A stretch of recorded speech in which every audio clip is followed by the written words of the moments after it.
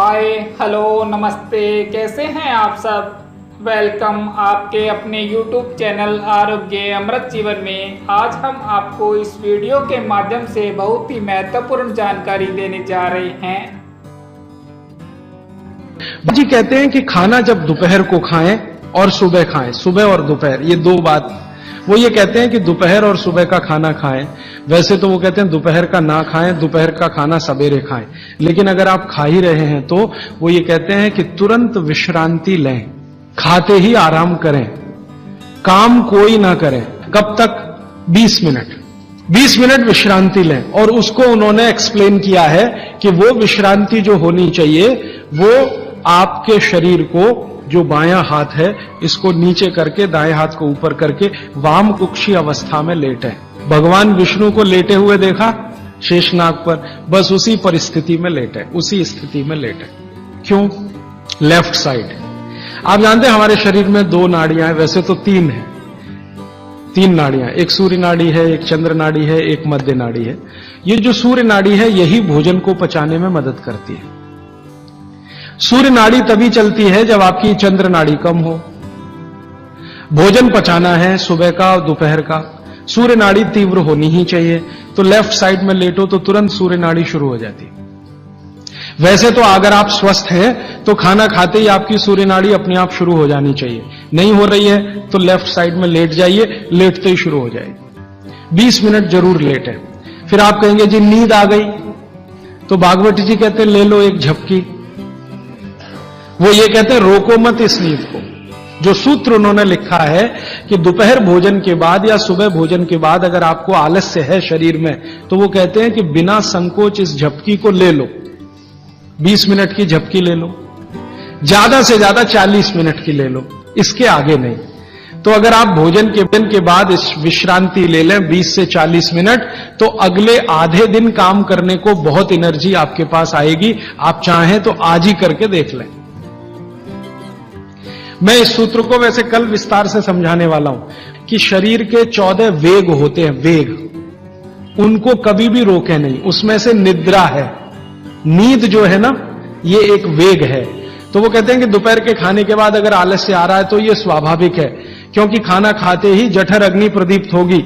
अग्नि प्रदीप्त होने के लिए मैंने आपसे कल समझाया था ना, ब्लड की जरूरत पड़ेगी।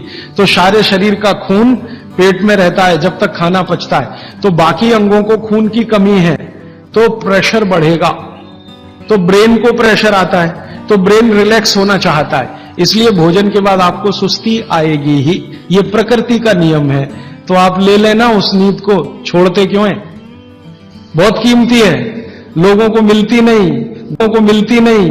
गोलियां खाते हैं फिर भी नहीं आती।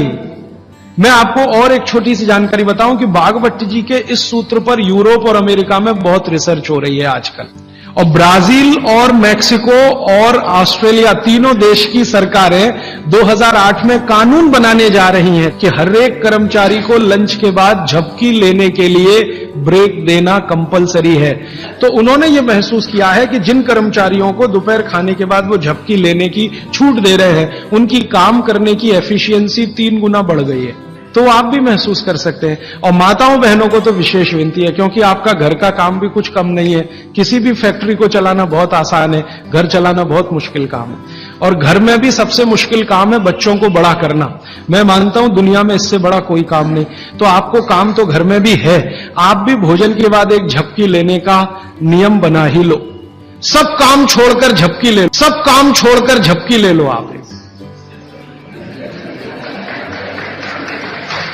क्योंकि मैं आपसे यह कह रहा हूं कि आपके शरीर के स्वस्थ रहने से ज्यादा बड़ा कोई काम नहीं है दुनिया में। कोई शर्म नहीं, सास की शर्म नहीं, ससुर की शर्म नहीं, पति की शर्म नहीं, बच्चों की शर्म नहीं। आपने दोपहर का खाना खाया, झपकी ले ही लो 20 मिनट से 40 मिनट। जिंदगी आपकी सुखी रहेगी, जिंदगी भर आप सुखी रहेंगे। इसमें कोई शर्म की बात नहीं है, यह शरीर की जरूरत है। जैसे भूख लगती है तो हम खाना खाते हैं, इसमें क्या शर्म करते हैं। वैसे ही खाना खाते ही ब्लड प्रेशर बढ़ता है और ब्रेन को ज्यादा प्रेशर बर्दाश्त नहीं है, तो नींद लेना ही शरीर के लिए अच्छा है। तो आप ये कर लो। पुरुषों के लिए भी मेरी विनती है। आप कहेंगे जी दुकान में व्यवस्था नहीं, कुछ बना लो। आगे पीछे कुछ तोड़ ताड़ के ऐसी व्यवस्था कर लो कि खाते ही पैर सीधे करने को कुछ तो हो जाए। आप कहेंगे जी ताड़ के ऐसी व्यवस्था कर लो कि खाते ही पैर सीधे करने को कुछ तो हो जाए।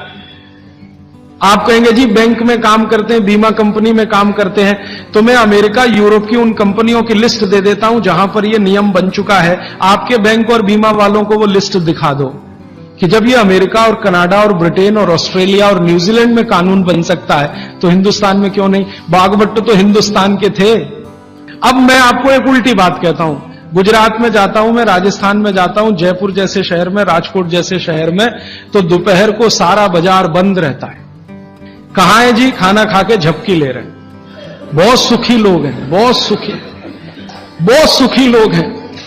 काठियावाड़ में मैंने देखा है, क्या पोरबंदर, क्या राजकोट, क्या जामनगर, क्या जूनागढ़, क्या अमरेली, दोपहर को बाजार खुलेगा ही नहीं। और मैंने तो ऐसे ऐसे लोगों को देखा है कि ग्राहक आके खड़ा है करोड़ों रुपए लेके, सेठ जी कहेंगे जी शाम को आना 4 बजे के बाद। अरे सेठ जी मेरे पास बैग भरा है रुपयों का, शाम को ले आना, मुझे अभी इतनी फुर्सत नहीं है, मैं नींद ले रहा हूं। अब कुछ लोग गालियां देते हैं, क्या निकम्मे लोग हैं, दोपहर को सोते हैं। सोना ही चाहिए।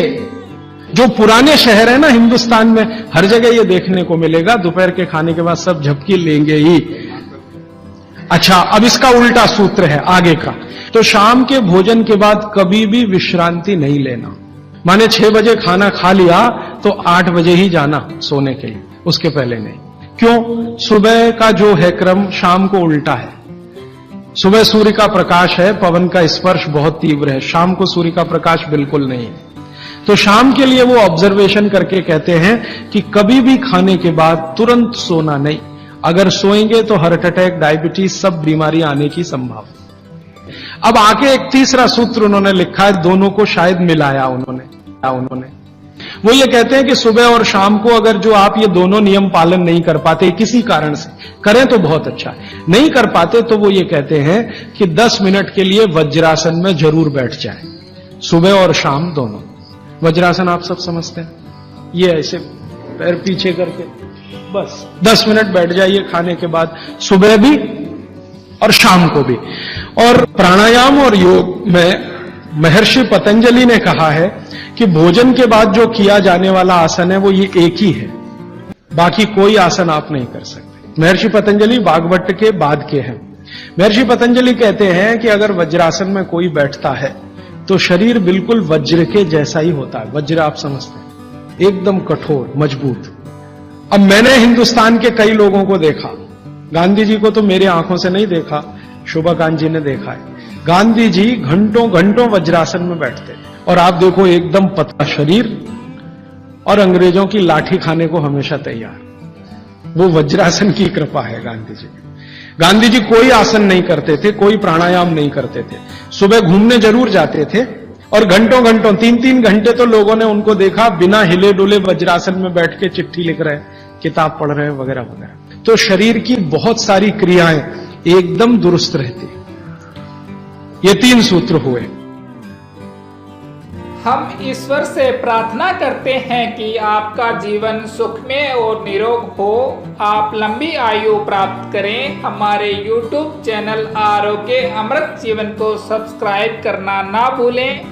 स्वस्थ रहें, मुस्कुराते रहें। Thanks for watching.